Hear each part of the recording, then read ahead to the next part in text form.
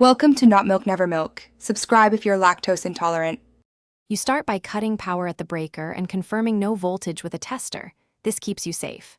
Next, make sure you have a ladder and the screwdriver, wire stripper, wire nuts, and tape. Once done, inspect the fan's lead wires and the house cables. Label hot, neutral, and ground so you don't mix them. Strip about 1/2 inch of insulation, then loosely twist matching conductors together. Tighten a wire nut and secure with tape.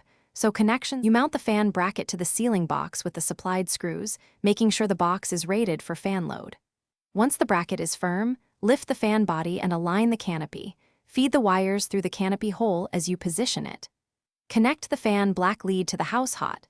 If your fan has a blue fan light lead, connect it to the switched hot. Make sure neutral white wires are joined and ground wires are attached to the box and fan ground securely. You finish by tucking all connections into the box, raising and fastening the canopy, and attaching blades and the light kit as directed. Torque screws evenly. Once done, restore power at the breaker and test each fan's speed and the light.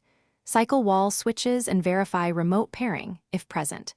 If the fan hums or the light does not work, make sure power is off first, then recheck wire nuts, ground continuity, and remote batteries.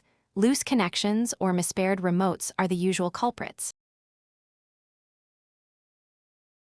Thanks for watching. If this was helpful, leave a like and consider subscribing. See you next time.